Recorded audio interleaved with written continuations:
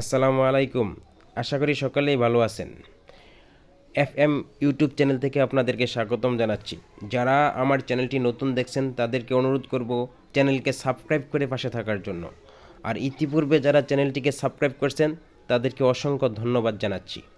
আজকে আপনাদের সামনে যে ভিডিওটি নিয়ে হাজির হয়েছি সেটি হলো যে ইএফটির সর্বশেষ হালনাগাদ তথ্য, অর্থাৎ তৃতীয় দফে পুনরায় ইএফটির মাধ্যমে প্রায় ৮৪,০০০ শিক্ষকদের বেতন প্রদান করা হয়েছে। প্রথম ধাপ, দ্বিতীয় ধাপ এবং তৃতীয় ধাপ, তিনটি ধাপে কিন্তু শিক্ষকদের বেতন ইএফটির মাধ্যমে প্রদান করা হয়েছে, কিন্তু এখনও কিন্তু অনেক এমপিওভুক্ত শিক্ষক কর্মচারীদের বেতন ইএফটির মাধ্যমে প্রদান সম্ভব হয়নি বিভিন্ন ভুল থাকার। তো চলুন দেখা যাক কার কার তৃতীয় ধাপে বেতন ঢুকেছে। চেক করার জন্য গুগল ক্রোম ব্রাউজার থেকে আপনি সার্চ বারে গিয়ে লিখবেন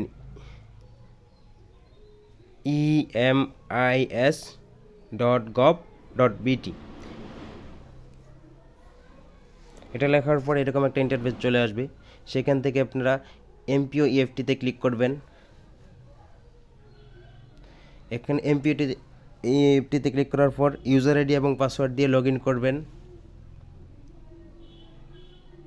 লগ ইন করার পরে এরকম একটা ইন্টারফেস আপনাদের সামনে চলে আসবে। তখন ইয়ার সিলেক্ট করবেন 24-25, 2024-2025। তারপরে মান্থ, ডিসেম্বর মান্থের যেহেতু ইএফটির মাধ্যমে বেতন দেওয়া হবে তাহলে ডিসেম্বর সিলেক্ট করবেন, পরে লোড বাটনে ক্লিক করবেন।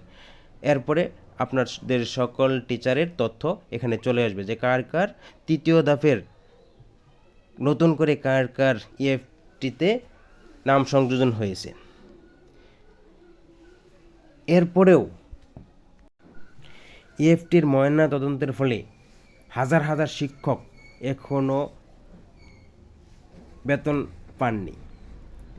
তো প্রথম ধাপে বেতন দেওয়া হয়েছিল 1,90,000 শিক্ষক কর্মচারীদের।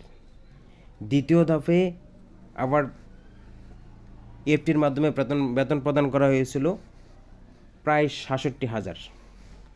তৃতীয় ধাপে এসে আবার পুনরায় 84,000 শিক্ষক কর্মচারীদের বেতন ইএফটির মাধ্যমে প্রদান করা হয়। এখনও অনেক শিক্ষক কর্মচারীর বেতন দেওয়া সম্ভব হচ্ছে না। কারণ হলো অনেক এমপিও সিটের সাথে এনআইডি কার্ডের মিল নেই, এরকম শিক্ষক কর্মচারীর সংখ্যা হলো 78,000।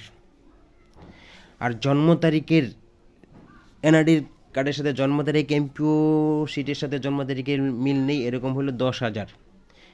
এরকম ব্যাংক হিসাব নম্বর অনেক শিক্ষকদের মিল নেই, যার কারণে তৃতীয় ধাপে তাদের বেতন ছাড় হতে একটু বিলম্বিত হচ্ছে। ধন্যবাদ সকলকে।